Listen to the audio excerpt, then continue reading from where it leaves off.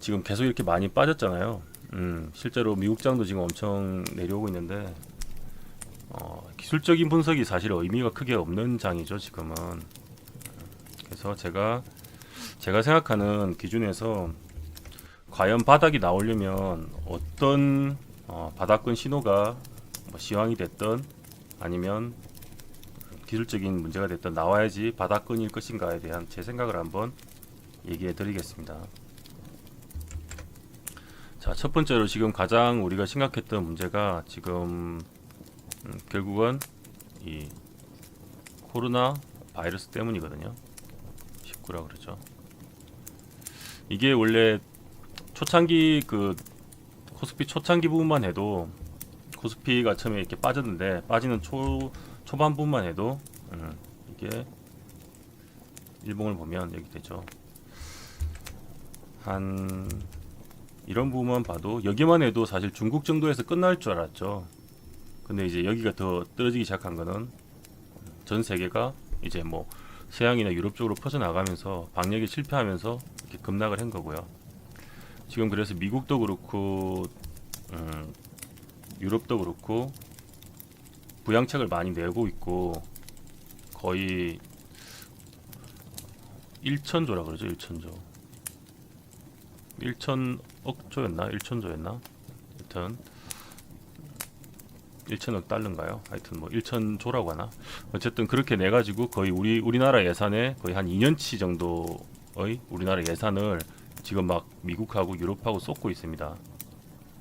이 양적 완화에도 쏟고 있고 막 하고 있는데 근데 뭐 결과는 아시다시피 미국 빨로 그 7천선을 계속 지키기 위해서 미국에서 그 부양책을 해서 계속 반등을 줬잖아요. 근데 결국은 신미 투매로 또 밀리고 왜냐하면 유럽이나 미국 상황이 점점 나빠지고 있으니까 확진자 수도 늘어나고 그리고 미국이 한 두세 번 막아줬어요 깨지는 거. 그러다가 어제는 미국 대통령 발표한 뒤에 오히려 더 떨어졌죠. 거의 이제 나올 약발이 좀 떨어진 건지 그렇게 됐고 그래서 깨질 뻔하는 거를 오늘 유럽에서 그 양적 완화나 유럽에서 이제 부양책이 나오면서 어제 새벽에 반등을 해서 올려놨고요. 그러니까 아침에 이럴 때 시작했는데 지금 시작하고 다시 밀린 거죠. 지금 상황은 이렇게 돼 있습니다. 결국은 뭐냐면 과거에 이렇게 과거도 위기가 있었잖아요. 위기가 있었습니다. 우리나라는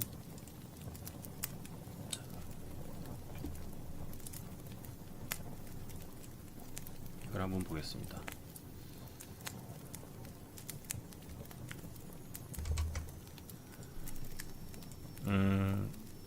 1차 세계대전일 때 고점 대비 하락률이 마이너스 안 보이는구나. 이렇게 1차 세계대전일 때 고점 대비 하락률이 마이너스 30%, 대공황일 때 이게 29년이죠. 지금 거의 그러니까 역대급이죠. 거의 역대급 지금 시나리오인데 대공황일 때 마이너스 34.8%, 블랙먼데이 34%, 대부분 30 몇 프로죠. 금융위기 37.37%. 이 3월 16일 기준으로 코로나일 때가 31.68%거든요. 3월 16일이 언제냐면 자 이거 잠깐 뺄게요. 아니 놔둬야 되겠다. 놔두고 자 이거를 봅시다.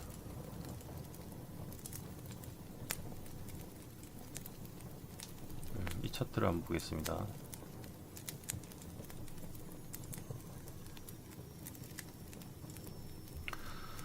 이게 미국 나스닥 선물 차트인데요.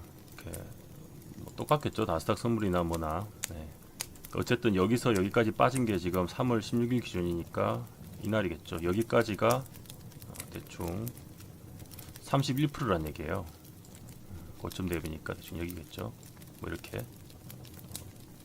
그러니까 그러니까 다우는 31% 빠졌다는 얘기니까 뭐 비슷하다는 얘기겠죠. 뭐 이렇게 치고.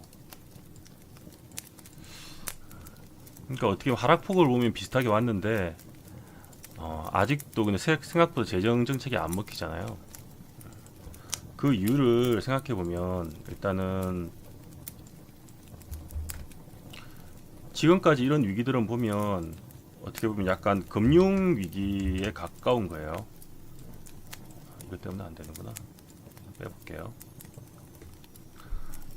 뭐 대공황도 그렇고 블랙몬데이도 그렇고 어떻게 보면 돈에 의한 문제로 신용이든 아니면 뭐 부동산이든 아니면 이제 신용거래를 잘못해서 뭐 빚을 졌든 전부 돈에 관련 얘기였단 말이에요.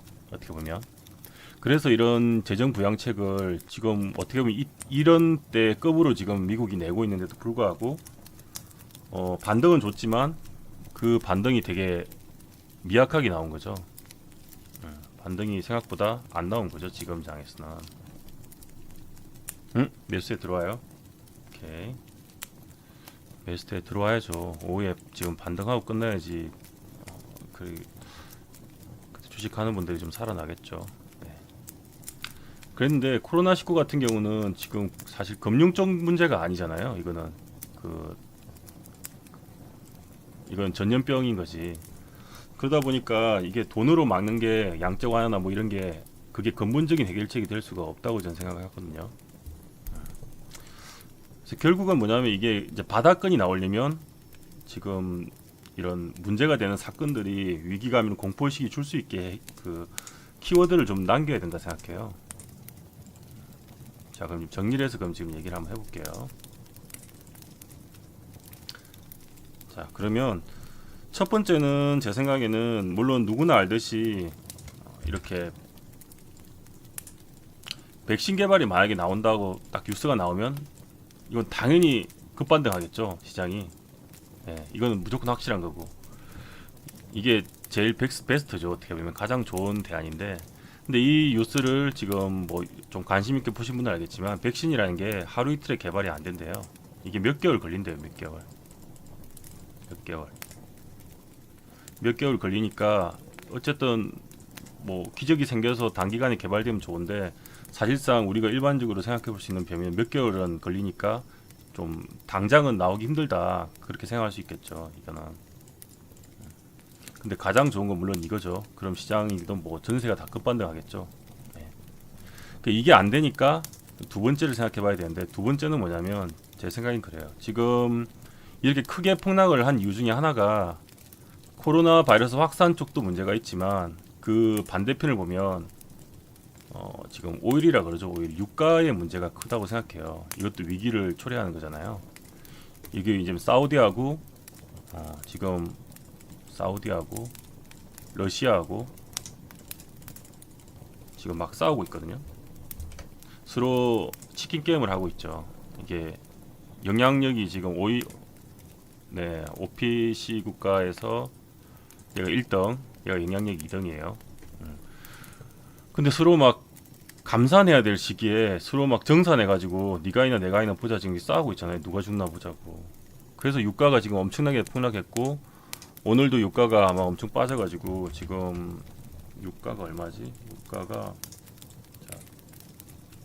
지금 22.7달러거든요. 지금 22.7달러까지 떨어졌어요. 이게 말이 안 되는 수치인 게 뭐냐면 미국 셀가스가 유가하고 경쟁하잖아요. 한때는 셀가스 때문에 유가가 하는 나라들이 위험하다 이랬는데 셀가스가 수익을 내려면 못해도 30불은 유지가 돼야 된다고 하거든요. 그리고 유가 같은 경우도 그 아무 이런 나라라도 수익권에 들려면 못해도 25불인가 27불인가 그 정도 유지가 돼야 된대요. 20불대 후반은 돼야 된다고 하더라고요. 그러니까 그 말은 뭐냐면 지금은 이 사우디나 러시아 이런 쪽이 다 손해 보면서도 지금 이렇게 하는 거예요. 자존심 싸움을. 그래서 이거의 충격 때문에 어떻게 보면 더 추가 그 부스터를 받아서 더 폭락한 경향이 있는 거거든요. 다행히 선물 반등 나오네요. 우리나라 장 반등하면 좋겠다. 그래서 결국은 이 중에서 누가 한 명이 져서 뭐 숙이든지 아니면 합의를 봐서 그냥 서로 피해다. 결국은 언젠가는 합의 보겠죠. 그 합의를 봐서 감사안에 합의를 하는 순간에 되면 당연히 급반등은 안 나오겠지만 이제 거기를 저점으로 해가지고 충분히 지금 막 이렇게 급반등 떨어지고 있는데 그런 감산 합의가 나오면 거기를 저점으로 해서 차트를 이제 횡보하면서 돌려나가는 충분한 그런 바닥권이 될 수 있다 생각을 해요. 두 번째는 유가적인 부분이 해결이 돼야 되고요. 세 번째는 뭐냐면 세 가지를 크게 시황적인 면에서 저는 크게 세 가지를 생각하고 있는데 세 번째는 지금 이제 본격적인 검사를 하는 게 유럽하고 뭐 미국 본격적으로 지금 검사를 막 하고 있거든요. 근데 확진자 수나 사망자 수가 지금은 이게 점점점 늘고 있어요. 그래서 지금 더 부양책이 나와도 이게 CR이 안 먹히고 계속 밀리려고 하는 거거든요. 이렇게 하방 압력이 심한 거란 말이에요. 근데 결국은 이제 이 나라들이 조치를 잘 해가지고 만약에 뉴스가 확진자가 늘었다가 어느 정도 맥스치를 찍고 다시 이렇게 줄고 있다는 소식 있잖아요. 확진자든 사망자 수든. 그래서 뭔가 사람들이 기대감에서 이렇게 이게 해결이 되고 있구나 그런 생각이 들게끔 되면 아까처럼 이렇게 또 바닥을 어느 정도 이제 확인하고 처음에 왔다 갔다 하겠죠. 다시 이제 이런 반등 추세를 갈 수 있는 바닥이 나올 수 있다고 생각을 합니다. 크게 보면 지금 세 가지를 얘기 드렸는데 백신 같은 경우는 만약에 나왔던 소식 나오면 당연히 급반등을 할 거고 그 외에 다른 주식들은 이제 완만하게 돌릴 수 있는 그런 키가 되겠죠. 이게 시황적인 면에서는 이 세 가지 중에 하나가 뭔가 해결이 돼야지 진짜 진바닥이 될 가능성이 높다고 생각하고 있고요. 그리고 이제 기술적인 면을 잠깐 보자면 기술적인 면에서 바닥이 나오려면 어떤 식으로 나와야 되냐면 지금 미국장을 변동폭을 보면 엄청나잖아요. 이렇게 하루에도 봅시다. 나스닥 선물을 보면 하루에도 변동폭이 막 10% 못해도 5%씩 막 왔다 갔다 하죠. 지금 스킵 레이트 걸리고 하한가 상한가 걸리면서 막 그러고 있거든요. 그러니까 지금 공포 지수가 높고 이게 VIX 지표를 보면 이게 공포 지수인데 엄청나게 높아 있어요. 지금 이게 전 세계 공포 지수라고 보면 돼요. 엄청나게 높기 때문에 이게 이제 좀 다운 되려면 아까 그런 좋은 소식들이 필요한 거고 그런 바닥권을 형성할 수 있는 신호죠. 어떻게 이렇게 된 상태고 이렇게 매일매일 변동폭이 엄청나게 크잖아요. 그죠? 네. 근데 이게 장이 안정화되기 시작하면 실제로 아까 그런 좋은 소식이 나와서 안정화가 되든 아니면 이게 빠질 만큼 빠져가지고 그러니까 심리가 지금 코로나를 반영을 해도 충분히 밀릴 만큼 밀렸다고 모든 세계 사람들 다 인정할 정도 되면 아니면 이제 좋은 소식이 나와서 그렇게 감소 추세가 나오든 해결이 돼서 나와서 하게 되든 그래서 좀 안정화를 갖게 되면 이 변동폭 자체가 이렇게 안 커지게 돼요. 줄게 돼요.